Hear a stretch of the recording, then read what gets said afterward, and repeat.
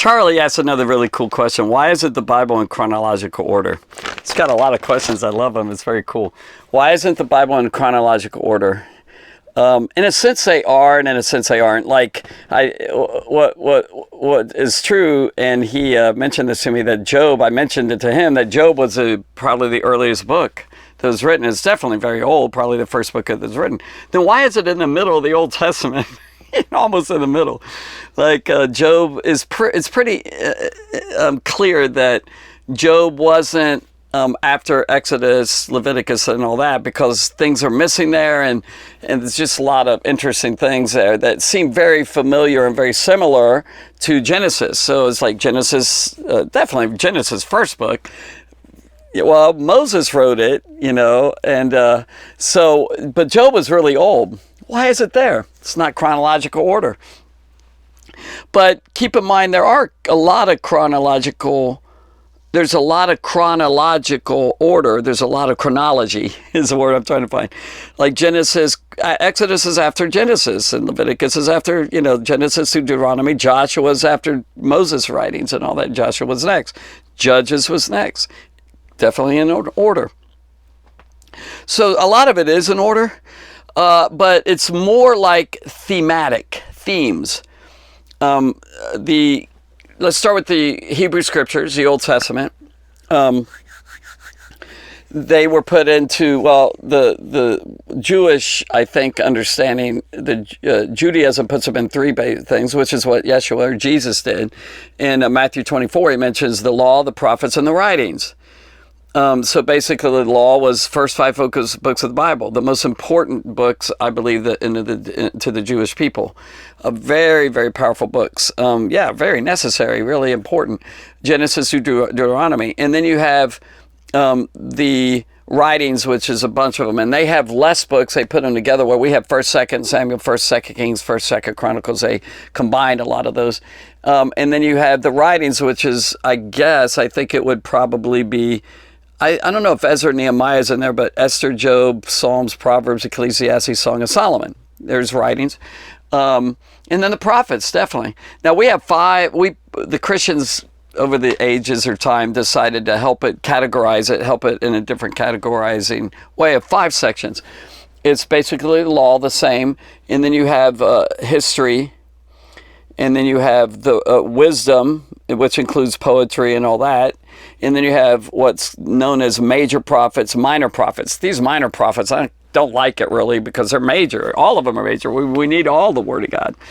And all Scriptures by inspiration of God is profitable to correct it all and give doctrine to. That's what Paul said in 2 Timothy chapter 2, verse 3. Chapter 3, verse 16, I think. Anyway, so the prophet, I think what happened, for example, the prophets, Isaiah, Jeremiah, Lamentations, which goes along with Jeremiah because he probably wrote it, it's right there. Ezekiel, Daniel, these are big prophets. And I think it's by size. And then I think it got lower and lower. For the most part, the chapters are less as they go. And also some of the order, but not exactly. Because, the order is different. Like some of them are more pre-exile, some are post-exile and all. But there's the prophets. And the major ones, what's called major, are the big 66 chapters in Isaiah 1, Obadiah's 1. So it kind of went larger to shorter, which also is kind of the New Testament and the letters of Paul. Now the New Testament has the Gospels, Matthew, Mark, Luke, John, and Acts is, all this is history. And Acts goes right along with that because it's a continuation of what Jesus began to do. Like Luke wrote it, and he said that in the very first chapter at the very beginning of Acts, what he began to do and teach. And so it kind of continues with Jesus Christ is starting to establish his church, and it's a history of 28 chapters. And then we have Paul's letters. And I think basically, for the most part, I think they're all the larger ones to the smaller ones. For example, I know that Romans has 16 chapters. 1 Corinthians has 16 chapters, 13 in 2 Corinthians, Galatians is 6, Ephesians is 6, Philippians is 4, Colossians is 4. See, it's kind of narrowing down till you have Philemon or Philemon. Okay, and that's one little chapter.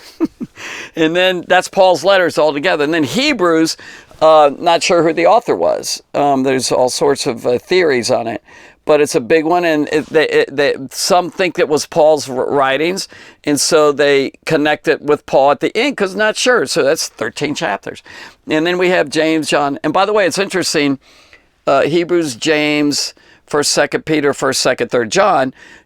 It's interesting, maybe this has no correlation, but Paul in Galatians chapter 2 mentions those. He didn't mention the books, he was mentioning the people, and it's in that order. It's kind of interesting. And then we have Revelation. Revelation has its own genre, There's prophecies throughout the Bible, but that one is a big prophecy, apocalypse, a big uncovering of the future, although I think a lot of it was the past anyway, but that's a whole different subject. So there you go. So you have Gospels, and which in history, some separate the Acts as history on its own, its own entity. And then you have the letters, the epistles, which is basically Galatians through Jude. Look how small Jude is. And there's 1st, 2nd, 3rd John, which are really small. 1st John is the big one. So it goes usually larger to smaller is the order and why it's put in there that way. And some of it is definitely in chronological, like a lot of, not always, even the book of Matthew is thematic. Like chapter 8 and 9 are thematic, and they did put in a chronological order. It just talks a lot about the healings and all. Not all of it. He has a bit of here and there. But they had their own way of combining the material and their own way of not exaggerating, but emphasizing something. Wrong word. Exaggeration is not there at all. It's emphasizing something. And some of them did more of a chronological, like in order of Mark and various ones. John has a whole lot about chronology. Yes, there's definitely the this feast and that feast and a chronological thing. That's a chronological thing. And that's about 3.5 years of Jesus' ministry. We get that sense of how long Jesus really did minister by the time when he came out of the baptism until his resurrection. And so anyway, I hope that answers the question pretty well, and I think I'm right on most of that, maybe all of it. But that's my understanding of it. And so thanks for asking. God bless you.